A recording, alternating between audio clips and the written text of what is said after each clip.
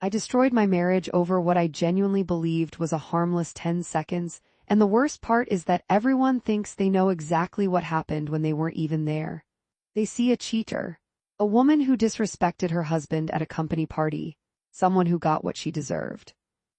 But what they don't know is why I let it happen, what I was actually thinking in that moment, or what came after when my husband walked out of our apartment with a single suitcase and hasn't spoken to me in 3 weeks. My marriage is over. My coworkers whisper when I enter the break room. My mother-in-law blocked me on every platform. I wake up alone in a bed that still smells like him and wonder how something I barely even registered as significant could detonate my entire existence. The real terror isn't that everyone's angry. It's that I'm starting to see their point, and that realization is eating me alive from the inside out. I'm going to tell you everything that happened, including the part I left out when I tried explaining to Marcus why he shouldn't have reacted so dramatically. There's a detail I haven't admitted to anyone, something I did right before the kiss that makes everything so much worse. By the time you finish reading this, you'll understand why my husband might never forgive me, and why I'm not sure I deserve forgiveness. The truth is, I never felt particularly special at Integrated Media Solutions. I'd been there 14 months, still the newest person on the creative team, still eating lunch at my desk while everyone else had their established groups. I was competent, invisible, the kind of employee who gets positive performance reviews and zero personal conversations. Marcus noticed this before I did. They don't include you, he said one evening after I'd mentioned casually that the team had gone for drinks without inviting me. Again, that's toxic workplace behavior, Vanessa. You should talk to HR. But I didn't want to be that person. The complainer, the one who couldn't take a hint that maybe I just didn't fit with their dynamic. So I smiled harder at work, contributed more in meetings, brought in bagels on Fridays. Small gestures that felt pathetic even as I executed them. Then Damien transferred from the Chicago office. He was everything I wasn't, effortlessly charismatic, immediately accepted, the kind of person who could crack a joke in a budget meeting and have the VP laughing. Within 2 weeks he'd been added to the group chat I'd never been invited to. Within 3 he was organizing happy hours. You should come tonight, he said one Thursday, appearing at my cubicle. The team's going to Maginty's at 6. My heart actually jumped. Oh really, that would be great. Cool, you seem like you'd be fun outside the office. He said it so simply, like it wasn't the validation I'd been starving for since I started. I went. I laughed at everyone's stories, bought a round even though I couldn't really afford it, stayed until almost midnight. Damien walked me to my car. See, he said, you're way cooler than you let on here. You should let people see this version more. I drove home buzzing with something that felt like hope.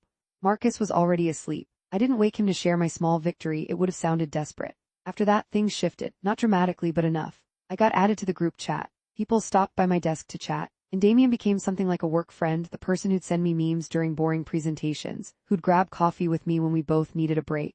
Your husband's cool with you having a guy friend at work? He asked once. Marcus isn't like that, I said, which was true. Marcus trusted me completely. We'd been together 6 years, married for 3. He was steady, reliable, sometimes boring in that comfortable way long-term relationships get. He worked in logistics. He meal prepped on Sunday. He was in bed by 10:30 most nights. There was nothing wrong with our marriage, nothing exciting either, but nothing wrong. That's healthy, Damien said. My ex was insanely jealous, ruined everything. I felt sophisticated being the kind of woman whose husband didn't get jealous, who had male friends, who was mature enough to handle workplace friendships without drama. The spring gala was announced in March, our company's annual event, supposedly a huge deal. Black tie, open bar, awards ceremony. I'd skipped it the previous year, had some excuse I can't even remember now. But this year people actually asked if I was coming. You have to, Damien said. It's actually fun. Everyone gets wasted and the CEO does karaoke. It's legendary. Marcus agreed to come as my +1, though he hated these things. I'll go, he said, but I'm leaving by 10. You know I don't do small talk with strangers. That's fine, I appreciate you coming at all. Looking back, I should have noticed my own relief that he planned to leave early. That small, guilty flutter of freedom at the idea of having the night mostly to myself. The gala was on a Saturday in April. I bought a new dress, emerald green, more form-fitting than I usually wore, Marcus noticed. That's different, he said as I was getting ready, not critical, just observing. Is it too much? No, you look beautiful, just more, I don't know, sophisticated than your usual style. Spent $300 I'd skimmed from our grocery budget over several weeks. I didn't tell him that part. The venue was a downtown hotel ballroom, already packed when we arrived. Marcus immediately looked uncomfortable in his suit. He gained weight since he'd last worn it and he kept tugging at the collar. You okay? I asked. Fine, just want to find the bar. We found my team's table. I introduced Marcus to everyone. He shook hands, made polite conversation, then went quiet. I could feel him withdrawing into himself the way he always did in large social situations. It used to seem endearing. That night it felt limiting. Damien arrived late, alone, drawing attention as he worked the room. When he got to our table, he clapped Marcus on the shoulder. "You must be the husband. Vanessa talks about you all the time." "I really don't," I said, laughing, but it came out wrong, like I was denying Marcus rather than correcting an exaggeration. Marcus smiled tightly. "Nice to meet you. Damien's the one who finally got me included in team stuff," I explained, immediately regretting how that sounded.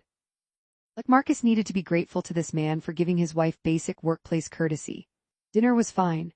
Marcus ate in silence while I chatted with my coworkers, finally feeling like I belonged. I was on my third glass of wine when the awards portion started. Our team won something, I can't even remember what. We all went up on stage and Damien put his arm around my shoulders for the group photo. It felt normal, celebratory. When we sat back down, Marcus leaned over. "I'm going to head out," he whispered. "Already it's only 9. I'm tired, you stay, have fun, I'll grab an Uber." I should have insisted on leaving with him or at least walked him out. Instead I said, "Okay, text me when you get home safe," and turned back to my coworkers as my husband left. Within minutes I'd forgotten he'd gone. The night got blurrier, more drinks, dancing, the CEO actually did karaoke. Damien was right, it was hilarious. Our team crammed into a booth in the hotel bar afterward, and I was at the center of it, laughing so hard my face hurt, feeling seen and valued and fun. "I'm so glad you came this year," someone said, maybe Claire from accounting. "You're actually really cool." "She hides it well," Damien added, grinning at me. Around midnight someone suggested we play truth or dare. Stupid, juvenile, but we were drunk enough not to care.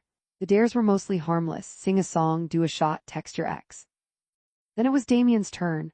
"I dare you to kiss the prettiest girl at this table," someone said. "Jake from design, I think." Damien didn't hesitate, he looked right at me. "That's easy." The table erupted, cheering, laughing, goading. I felt my face flush hot. "It's just a joke," someone said. "Come on, Vanessa, be a sport." That phrase, be a sport. Like refusing would make me the uptight wife, the one who couldn't handle workplace fun, who'd get excluded again. I'd drunk enough that the logic made sense. "It's just a peck," Damien said, standing up. "Completely platonic, your husband wouldn't even care, right? You said he's not the jealous type." Everyone was watching, waiting. I thought about Marcus at home in his sweatpants, probably already asleep. I thought about how good it felt to finally be included. I thought about how it was just a stupid game, meaningless, the kind of thing people would forget by Monday. "Fine," I said, standing. "But literally just a peck, like kissing your grandma." More cheering. Damien stepped closer, and here's what I haven't told anyone, what I did right before it happened. I checked my phone, deliberately. Marcus had texted 20 minutes earlier, "Home safe. Love you." I saw that message, registered that he was safely unaware, and put my phone face down on the table. I made the choice to let it happen, knowing he'd never find out. Damien's hands went to my waist. The kiss lasted maybe 10 seconds. His lips were soft, tasted like whiskey. It wasn't passionate, but it wasn't grandmotherly either. When we broke apart, everyone applauded like we'd performed a scene. "See," Damien said, "harmless." I sat down, my heart racing with adrenaline and wine and something I didn't want to name. "Totally harmless," I agreed. We played a few more rounds. I did another dare. I think I had to dance on the table. The kiss became just another moment in the night's chaos. I'd successfully proven I was fun, that I could hang, that I belonged. At 2 a.m. I got in an Uber alone, my ears ringing, my feet aching. Marcus was asleep when I stumbled in. I took off my makeup, brushed my teeth, crawled into bed beside him, feeling accomplished. Like I'd finally broken through some social barrier at work. I fell asleep within minutes, completely unaware that my entire life had already ended. Sunday morning I woke up to an empty bed and a headache that felt like divine punishment. Marcus was in the kitchen making coffee. "Morning," I croaked, shuffling in. "God, I'm never drinking again." He poured himself a cup without offering me one. "How was the rest of the night?" "Fun. We went to the hotel bar after. I think I got home around 2. "I know, I heard you." Something in his tone made me look up. His face was perfectly calm, but his knuckles were white around his coffee mug. "Are you mad I stayed out late?" I asked. "Because you said I should have fun. Did anything happen that I should know about?" My stomach dropped, but there was no way he could know. No one from my company knew Marcus beyond meeting him briefly at the gala. No one would have texted him. I was safe. "Like what?" I asked, going for confused instead of defensive. "I don't know, Vanessa, you tell me." This was a trap, some kind of test. I'd been with Marcus long enough to know his patterns. He suspected something but didn't have proof, so he was fishing. "We played some dumb drinking games," I said carefully. "Pretty standard office party stuff, nothing crazy." He nodded slowly, set down his mug. "Okay. Why are you being weird?" "I'm not. I'm going to the gym." He left without kissing me goodbye, which was unusual but not unprecedented. I told myself he was just in a mood, that it would blow over. I spent the day on the couch, rehydrating, scrolling through photos from the night that people were posting in the group chat. There were so many pictures. Our team on stage, dancing, the booth at the bar. And then one that made my blood turn to ice. Damien and me kissing. Jake must have taken it. The angle made it look more intimate than it was. You couldn't see that it was just a peck, couldn't see the context of the game. It just looked like a married woman kissing her male coworker at a company event. Someone had commented, wasn't Vanessa's husband there earlier? Claire had replied, he left before the bar. What happens at the gala stays at the gala. Lol. My hands were shaking as I typed in the group chat, can someone delete that photo please? It was just a dare and looks way worse than it was. Damien responded immediately on it. Sorry V, didn't realize anyone was taking pics. The photo disappeared from the chat within minutes. Crisis averted. Except when I checked Instagram, someone had already posted it there too, and Facebook, and tagged me. I spent the next hour frantically messaging people asking them to take down the photos, explaining it was a game, completely innocent. Most people complied, but the internet is forever. I knew that even as I worked damage control. Marcus came home from the gym while I was in the middle of this panic. I quickly locked my phone. Hey, I said too brightly. Feel better? Not really. He sat down across from me. I need to ask you something and I need you to be completely honest. Okay, did you kiss someone last night? The question hung in the air like a grenade. I had maybe 3 seconds to decide how to handle this. The truth would sound bad without context, but lying would be worse if he already knew. It was a stupid dare, I said quickly. Truth or dare, like kids play. Someone dared Damien to kiss the prettiest girl at the table and everyone was watching, and it was literally just a peck, completely meaningless, over in 2 seconds. How do you know I know about this? I froze. What? I asked if you kissed someone. I didn't say I knew about anything, but you just confirmed it. My mind raced. I don't understand. Why would you ask if you didn't? Jake from your company is friends with my brother on Facebook. Tyler sent me the photo this morning. The room tilted. Tyler, Marcus's brother who'd met some of my coworkers at our wedding, who must have been tagged or found the photo somehow before I could get them all deleted. It wasn't what it looked like, I said, hearing the desperate edge in my voice. The photo makes it seem you let another man kiss you at a work event hours after I left. It was a game everyone was playing. It was completely platonic, I swear. Did it occur to you that maybe you should have said no? I did think about it, but everyone was watching and I didn't want to seem uptight. So what other people thought mattered more than what I would think. That's not fair. You weren't there. You don't understand the dynamics. You're right. Marcus stood up. I wasn't there because I left my wife at a party trusting that she'd respect our marriage. Apparently that was stupid of me. Marcus, please. You're blowing this completely out of proportion. And when I asked you this morning if anything happened, you lied to me. I didn't lie. I just didn't mention something I didn't think was important. Vanessa, another man's mouth was on yours. You didn't think that was important enough to mention. When he put it that way, stripped of all context, it sounded indefensible. I knew you'd react like this, I said, my own anger rising now. This is exactly why I didn't say anything. You're acting like I had an affair when it was literally a 5-second kiss as part of a drinking game. 10 seconds. What? In the video it's 10 seconds. Tyler sent me that too. There was a video, of course there was a video. My mouth went dry. Can I see it? I asked. He pulled out his phone, pressed play, handed it to me. I watched myself, drunk, laughing, looking up at Damien like he was the most interesting person in the world. Watched him put his hands on my waist. Watched us kiss, his thumb stroking my hip, my hand briefly touching his chest. 10 endless seconds that looked nothing like kissing your grandma. I was drunk, I whispered. So that makes it okay? No, I'm just saying I wasn't thinking clearly enough to check your phone right before it happened. That's in the video too. I looked again. He was right. You could see me glance at my phone, see the small smile when I put it down, like I was making sure the coast was clear. I don't remember doing that, I said, which was technically true. The specific motion was lost in the blur of the evening. But you're not denying it happened. Marcus, I love you. I would never actually cheat on you. This was just what, a joke, because I'm not laughing, Vanessa. I don't know what you want me to say. I'm sorry. It was stupid and I shouldn't have done it, but it didn't mean anything. It meant something to me. He walked past me toward our bedroom. I followed, still pleading my case, explaining the context, the workplace dynamics, how left out I'd felt, how it was about belonging, not about Damien. When I finally stopped talking, Marcus was pulling a suitcase from the closet. What are you doing? My voice went shrill. I'm going to stay at Tyler's for a while. You're leaving over a drunken kiss. I'm leaving because my wife let another man kiss her, lied about it, and is now acting like I'm crazy for being upset. I didn't lie. I just didn't volunteer information about something that didn't matter. It mattered enough that you checked your phone to make sure I wouldn't find out. I had no response to that. I watched him pack in silence, underwear, socks, toiletries. He moved with calm efficiency, which somehow made it worse than if he'd been angry. How long are you going to stay at Tyler's? I finally asked. I don't know. So you're just leaving without even trying to work through this? I need space to think, Vanessa. Every time I close my eyes, I see you kissing him. I can't be around you right now. He doesn't mean anything to me. I barely even know him. Then why did you do it?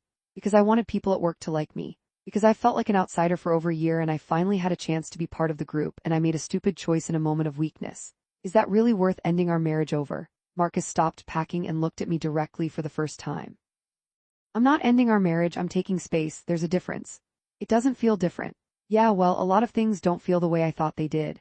He zipped the suitcase, grabbed his phone charger, walked to the door. I followed him like a pathetic puppy, still explaining, still justifying, still trying to make him see reason. At the door he finally turned.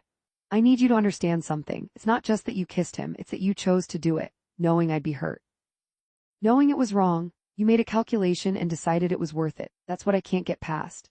I didn't calculate anything. You checked your phone, Vanessa. You made sure I was safely at home unaware. That's calculation. The door closed behind him with a soft click that felt louder than slamming would have. I stood in our empty apartment, still in my pajamas at 3 p.m. on a Sunday, and realized I had absolutely no idea how to fix what I'd broken. The first few days were awful but manageable.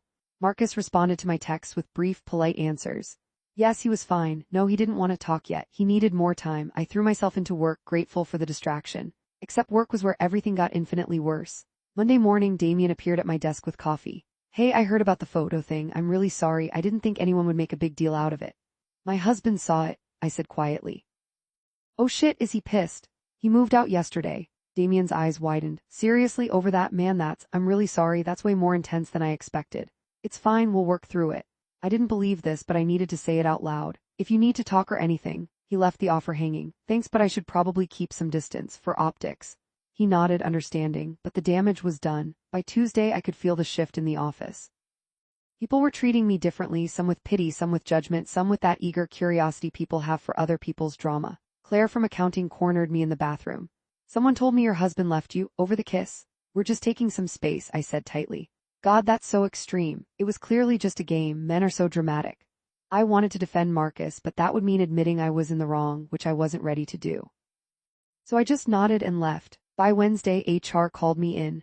We've received a complaint about inappropriate behavior at the gala, the HR director said. She was maybe 40 with kind eyes that somehow made this worse. Who complained? I asked, though I already knew. Someone's spouse had seen the photos. Maybe Tyler had made noise. Maybe someone just wanted to cause trouble. I can't disclose that. But I need to ask, did you engage in romantic contact with another employee at a company event? It was a dare, part of a drinking game. It wasn't romantic. Physical contact of a romantic or sexual nature between employees at company events can create a hostile work environment for others, regardless of intent. So I'm being punished for playing truth or dare? You're not being punished. We're documenting the incident. And I'm advising you that any future behavior of this nature could result in disciplinary action. We're also going to be having this same conversation with Damien. I left HR feeling sick. This was supposed to have been a harmless moment of fun. Instead, it was now in my permanent employment file, had destroyed my marriage, and had turned me into office gossip. Thursday, Marcus finally agreed to meet me for coffee. I spent an hour getting ready, choosing an outfit he liked, doing my makeup carefully. I needed him to see the woman he married, not the one who'd betrayed him. He looked tired when he arrived, like he hadn't been sleeping well. Thank you for meeting me, I said. You said it was important. It is. I wanted to say in person how sorry I am. I've been thinking about nothing else and you were right. I made a choice, a selfish, stupid choice, and I can't take it back, but I can promise it'll never happen again. Marcus stirred his coffee without drinking it. I've been thinking too. About our marriage, about how we got here. We got here because I made one mistake. Do you think I'm boring? The question caught me off guard. What? No, why would you? The night of the gala you looked relieved when I said I was leaving early. And in the video you look happier than I've seen you in months, so I'm wondering if maybe I'm just not enough for you anymore. Marcus, that's not true. I love you. I married you. That stupid kiss had nothing to do with you being boring, but I am boring. Compared to Damien, compared to your work friends who stay out until 2 a.m. drinking and playing games, I'm the guy who's in bed by 10:30. I don't want someone who stays out until 2 a.m. I want my husband. Do you though? Because from where I'm sitting it seems like you want the stability of a marriage and the excitement of being single. That's not fair. I made one mistake. You keep saying that, one mistake, but I keep thinking about what else I don't know. You hid this. What else are you hiding? Nothing, I swear nothing. That's the only thing that's ever happened. How do I know that? You lied to my face Sunday morning. You checked to make sure I wouldn't find out before you did it. Why should I believe anything you say now? Because I'm being honest now, because I'm here fighting for us, trying to fix this. I don't know if it can be fixed, Vanessa. Every time I think about us being intimate, I picture him kissing you. It's contaminated everything. So what are you saying? You want a divorce? My voice cracked on the last word. I don't know what I want, that's why I needed space. We sat in horrible silence. Other people's conversations buzzed around us, normal people having normal coffee dates, unburdened by the wreckage of their own stupid choices. Can I ask you something? Marcus finally said. Anything. Did you want him to kiss you? This was the real question, the one I'd been avoiding even in my own head. I didn't plan it, I said carefully. That's not what I asked. I was drunk, everyone was pressuring me, it felt like refusing would make me the outsider again. Vanessa, did you want him to kiss you? I opened my mouth to say no, to insist it was purely social pressure, pure circumstance, nothing to do with want. But Marcus's eyes were locked on mine and he would know if I lied. There was a part of me, I said slowly, that was flattered, that he picked me. That someone found me attractive and fun and worth attention. But that doesn't mean I wanted to betray you, Marcus stood up. I can't do this right now. Wait please, you wanted it, that's what I needed to know, everything else is just rationalization. That's not what I said, you're twisting my words, but he was already walking away, leaving his untouched coffee and his wedding ring on the table between us. I stared at the ring for a full minute before I picked it up, my hands shaking so badly I could barely close my fingers around it. This couldn't be happening. 6 years together couldn't end over 10 seconds of stupidity. Except it wasn't just 10 seconds. I was starting to see that. It was every choice that led to those 10 seconds. Every time I prioritized what my coworkers thought over what my husband deserved. Every rationalization I'd made to myself about why it was okay. I checked my phone to make sure Marcus was safely unaware. That action, captured on video, was more damning than the kiss itself. It proved premeditation. It proved I'd known exactly what I was doing and had done it anyway. Friday at work, Damien was cold to me. I later found out HR had given him a formal warning, and he blamed me for making a big deal out of nothing. The rest of the team was divided. Some people thought Marcus was overreacting. Some thought I'd crossed a line. All of them had opinions they shared freely in the group chat I was no longer part of. By the following Monday, I'd been effectively frozen out again. Back to eating lunch alone, back to being excluded. Except now it was worse because I knew what I'd lost. I'd had their acceptance for approximately 3 weeks. I destroyed my marriage for 3 weeks of belonging.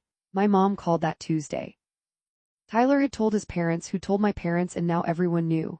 Why would you do something like that? She kept asking like I had a good answer. It was a mistake, I said, the phrase so worn out it had lost all meaning. Marcus is a good man, you're not going to find better than him. I know, Mom.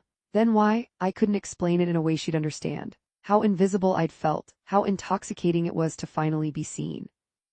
How I'd confused social acceptance with happiness and made catastrophically bad choices in pursuit of it. The second week Marcus was gone, I did something I'm not proud of. I drove past Tyler's apartment at midnight just to see if Marcus's car was there. It was.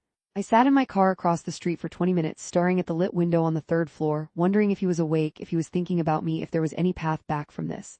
A text buzzed. From Marcus, I can see you down there, please go home. The humiliation was scorching. I drove away with tears streaming down my face, having now added stalking to my list of recent failures.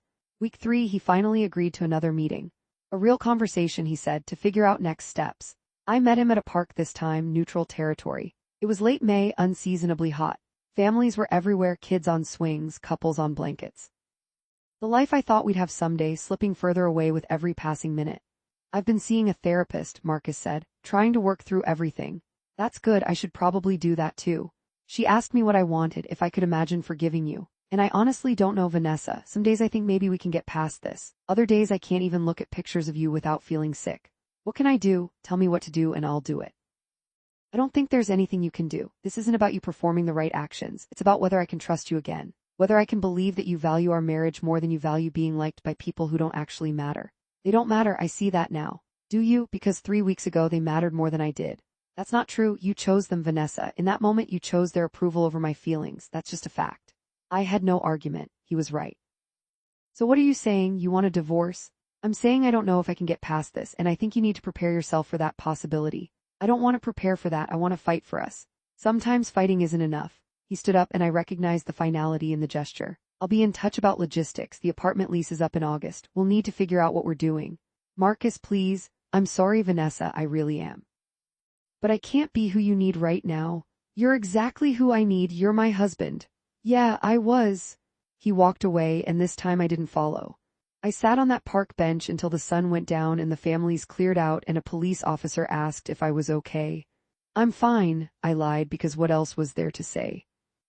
The worst truth, the thing I haven't told anyone, the detail that makes me irredeemable, is that after Damien and I kissed, after everyone applauded and moved on to the next round of dares, he leaned in close and whispered, "We should get a drink sometime, just us."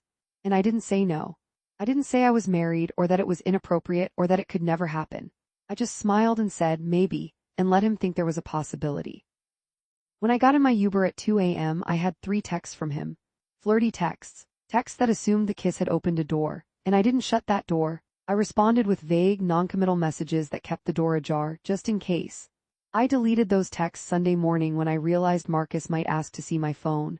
Before he even asked about the kiss, I destroyed the evidence of what came after. The video shows the kiss. But there's no record of me texting another man while my husband slept 10 feet away, keeping my options open, enjoying the attention. That's the piece that makes everything worse. It wasn't just a drunken mistake. It was the beginning of something I was willing to explore, and I only stopped because I got caught. If that photo had never been taken, if Tyler had never sent it to Marcus, would I have met Damien for that drink? I want to say no. I want to believe I would have come to my senses, remembered my marriage, done the right thing, but I honestly don't know. When I finally confessed this to Marcus 3 weeks after he'd left in a desperate phone call where I thought complete honesty might save us, the silence that followed was devastating. So the kiss wasn't the end of it, he finally said. It was the beginning. Nothing happened after that. I swear I never met up with him. Only because you got caught. You don't know that? Yeah, Vanessa. I do, and so do you. He hung up. That was 4 days ago. He hasn't responded to any of my messages since. Work is unbearable. Damien transferred back to Chicago, whether by choice or company encouragement, I don't know. The team barely speaks to me. I've started looking for new jobs, but explaining why I'm leaving after only 18 months is complicated when the truth is, I destroyed my professional reputation kissing a coworker. My apartment feels cavernous. I sleep on the couch because the bed still smells like Marcus and it's too painful. I've lost 12 pounds because I forget to eat. My mom calls daily to check that I'm still alive and scold me for throwing away a good marriage. The lease is up in 6 weeks. Marcus hasn't told me his plans, but I'm assuming he won't be renewing with me. I've looked at studio apartments I can barely afford, imagining my new life as a divorced 31-year-old whose defining characteristic is catastrophic judgment. The worst part is the isolation. I can't talk to anyone without revealing what I did, and once I reveal it, they side with Marcus. Every single person. Even my best friend from college said, "I love you, but you really fucked up. I don't know if I'd forgive you either." Nobody sees the context. The loneliness at work, the pressure of the moment, the alcohol, the desire to finally fit in somewhere. Or maybe they see it and just don't think it's enough justification. Maybe they're right. Last week I saw Marcus's car outside our old favorite restaurant. He was inside with a woman I didn't recognize. Probably just a friend, or Tyler's girlfriend, or someone completely innocent. But I stood outside that restaurant for 15 minutes, watching through the window as my husband laughed with someone who wasn't me, and I realized this is my future. Watching his life continue without me in it. Seeing him be happy with someone who doesn't make catastrophically selfish choices. Yesterday, the divorce papers arrived. He'd had them drawn up without warning, without discussion. The message was clear: he was done trying, done hurting, done with me. I haven't signed them yet. Some pathetic part of me thinks if I just wait, he'll change his mind. That he'll remember 6 years of good times and decide 10 seconds of stupidity isn't worth throwing it all away. But I know better. Those 10 seconds revealed something about me that can't be unrevealed. I prioritized strangers over my spouse. I chose social acceptance over my marriage. I was willing to explore something with another man while wearing my wedding ring. That's not a mistake. That's a character flaw. I'm telling you this now because I need someone to understand the full picture. I need to stop lying to myself about what happened and why. Everyone sees me as either the villain who cheated on her husband or the victim whose husband overreacted to a harmless kiss. But the truth is more complicated and more damning than either version. I destroyed my marriage because I valued being liked more than being trustworthy. I let another man kiss me because it felt good to be chosen. I kept a door open with him because I liked the attention. And I only stopped because I got caught. Marcus didn't leave over a kiss. He left because the kiss revealed who I really am when given the choice between doing what's right and doing what feels good in the moment. And the worst part. The thing that keeps me up at night, even now knowing everything I've lost, there's a tiny part of me that remembers how it felt to be at that table, laughing, included, the center of attention. A tiny part that almost thinks it was worth it. That's the truth I can barely admit to myself. That for 3 weeks of social acceptance I would have traded my marriage. Not consciously, not explicitly. But in the moment when I checked my phone and confirmed Marcus was safely unaware, that's exactly what I did. So you tell me, am I the villain, the victim, or just another person who made catastrophically bad choices and has to live with the consequences? The divorce papers are on my kitchen counter. I have until Friday to sign them. Marcus's lawyer says he's willing to split everything fairly, no drama, just a clean break. Like our 6 years together can be neatly divided into his stuff and my stuff, and we both walk away. I keep picking up the pen, putting it back down, picking it up again. Because signing them means admitting it's really over. That I really destroyed the best thing in my life over a drinking game and a need to be liked. That I'm really going to be single at 31, starting over, carrying this shame into every future relationship. But not signing them means prolonging Marcus's pain. keeping him tied to someone who hurt him so deeply he had to remove his wedding ring in a coffee shop. So I'll probably sign them. Tomorrow or the next day or whenever I find the courage to take responsibility for the consequences of my actions. This is why I'm telling you this story. Not for sympathy, I don't deserve that. Not for absolution, I can't have that. But because I need someone to know the whole truth, including the parts that make me look irredeemable. I let my coworker kiss me as a joke. But the real joke is that I almost convinced myself it didn't matter, that it was harmless, that Marcus was overreacting. The truth is, it mattered more than anything, and I knew that the second I checked my phone to make sure he wouldn't find out.